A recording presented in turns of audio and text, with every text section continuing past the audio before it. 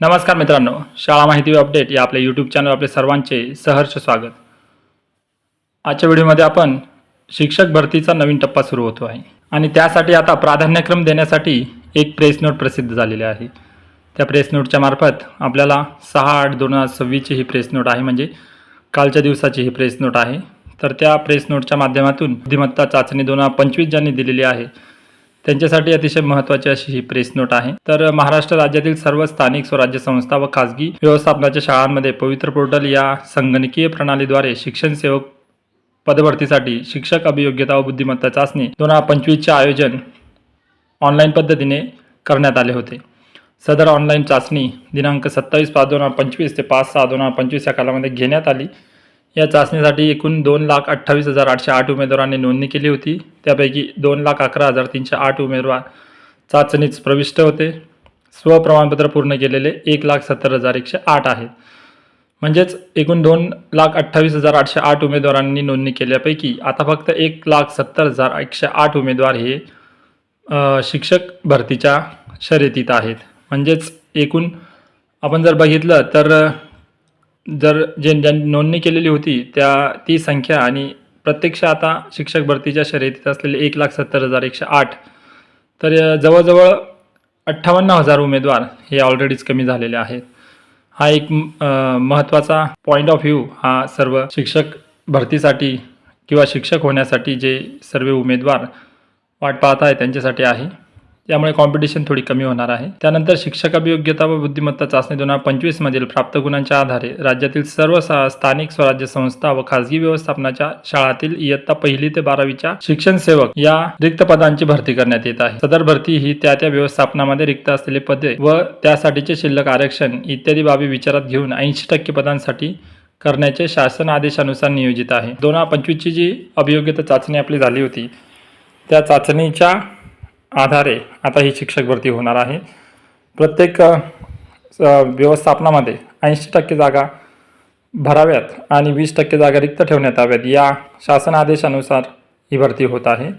तर पवित्र पोर्टलवर जाहिरातीची कारवाई पूर्ण केल्यानंतर जिल्हा परिषदांच्या 13,352 व मनपाच्या 1,954, नगरपालिका व नगर परिषदांच्या 280 व खाजगी शैक्षणिक संस्थांच्या जवळजवळ 12,148 अशा एकूण 30,209 रिक्त पदांच्या भरतीची मागणी ही नोंदवण्यात आलेली आहे. म्हणजेच एकंदरीत आपल्या लक्षात येत आहे की आता 30,000 भावी शिक्षकांसाठी एक सुवर्ण संधी आहे की 2025ची ही जी अभियोग्यता चाचणीत जर आपल्याला छान मार्क्स मिळाले असतील तर आपण येत्या काही काळात शिक्षक या पदावर म्हणजे शिक्षण सेवक या पदावर नियुक्त होऊ शकता.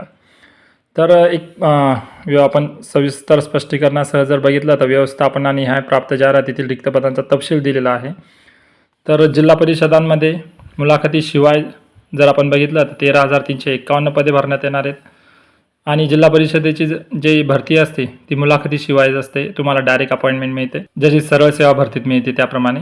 त्यानंतर नगरपालिका व परिषदांमध्ये पण तुम्हाला मुलाखतीशिवायचाच पर्याय उपलब्ध आहे. त्यानंतर महानगरपालिकांमध्ये 1,954 जागा ज्या आहेत त्या तुम्हाला सरळ सेवा म्हणजेच डायरेक्ट अपॉइंटमेंटने मिळणार आहेत. तुम्हाला कोणत्याही पद्धतीने मुलाखतीसाठी जाण्याची आवश्यकता नाही. त्यानंतर आदिवासी विकास विभाग यांच्या ज्या शाळा आहेत 2,421 ज्या जागा आहेत तिथं पण तुम्हाला कोणत्याही प्रकारे मुलाखतीत जाण्याची आवश्यकता नाही. त्या एकूण 2,421 जागा आहेत. शासकीय विद्यानिकेतनांमध्ये 56 जागा आहेत. आणि जर आपण बघितलं तर खाजगी शैक्षणिक संस्था यांच्यामध्ये आपल्याला 2 प्रकार पाहायला मिळतात. मुलाखतीशिवाय काही पदे भरले जातात आणि मुलाखतीसह काही पदे भरले जातात.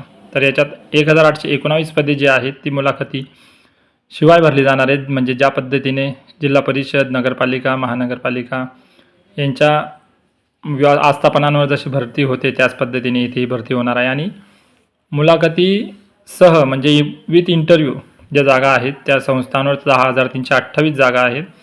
बरीच मोठी संख्या आहे, त्यामुळे बऱ्याच उमेदवारांना इथे संधी मिळणार आहे. अशा एकूण 30,209 जागा ह्या आपल्याला या भरतीमध्ये भरल्या जाताना दिसणार आहेत. यापैकी 10,328 या मुलाखतीच्या आहेत आणि 19,881 या डायरेक्ट आपल्याला अपॉइंटमेंट मिळणार आहे. तर पदनिहाय जर आपण प्राप्त जाहिरातीतील रिक्त पदांचा तपशील बघितला तर इयत्ता 1ली ते 5वीची जी संख्या आहे ती 14,320 जागा ह्या इयत्ता 1ली ते 5वीसाठी आहेत. म्हणजे जवळजवळ निम्मे जागा ह्या 1 ते 5 साठी आहेत. त्यानंतर 6 ते 8 साठी जर बघितलं आपण तर 10,012 जागा आहेत आणि 9वी 10वीसाठी 5113 जागा आणि 11वी 12वीसाठी फक्त 364 म्हणजे सर्वात कमी जागा या 11वी 12वी म्हणजे ज्युनियर कॉलेजसाठी आपल्याला या भरतीसाठी पाहायला मिळणार आहे. आता आपल्याला एक मुदत दिलेली आहे की दिनांक 6/8/2026 ते 11/8/2026 पर्यंत तुम्हाला सर्व उमेदवारांना आपले जे प्राधान्यक्रम आहेत ते आपल्याला लॉक करायचे आहेत आणि यानंतरच मग आपल्याला पदभरतीसाठी उमेदवारांची प्राधान्यक्रमाची कारवाई पूर्ण झाली की यानंतर मग गुणवत्ता यादी प्रसिद्ध करण्यात येणार आहे. तर एक अशी महत्त्वाची अशी संधी शिक्षण सेवकांसाठी उपलब्ध झालेली आहे. तर सर्वांसाठी ही माहिती खूप महत्त्वाची आहे. तर ही सर्व माहिती आपल्या सर्व भावी शिक्षक सेवकांपर्यंत ही पोहोचावी आणि त्यांना येत्या काही काळात शिक्षण सेवक म्हणून नियुक्ती मिळावी त्यासाठी ही माहिती त्यांच्यापर्यंत पोहोचवा. त्यासाठी व्हिडिओ जास्तीत जास्त शेअर करा. कालावधी खूप कमी आहे, 11 तारखेपर्यंतचाच कालावधी आहे आणि आपले 1-2 दिवस जर कालचा दिवस बघितला तर काल सर्व्हर जे होतं ते पूर्णपणे डाऊन होतं. त्यामुळे बऱ्याच जणांचे प्रेफरन्स हे जनरेट पण झालेले नाहीत. बऱ्याचशा समस्या निर्माण होत आहेत. त्यामुळे आपल्याला या संदर्भात जर आपण बघितलं तर नक्कीच आपल्याला मुदतवाढ ही मिळणार आहे. त्याबद्दल आपण निश्चिंत राहा. तर ह्या सर्व गोष्टींचा विचार करता लवकरात लवकर तुम्ही प्राधान्यक्रम जनरेट करा आणि तुम्हाला आता ह्या प्राधान्यक्रमांच्या नियमात पण ह्यावेळेस थोडा बदल झालेला आहे. तो आपण पुढच्या व्हिडिओमध्ये नक्कीच बघूया. यावर डिटेल आपण सविस्तर स्पष्टीकरण घेऊ आणि तुम्हाला ती माहिती मी देणारच आहे.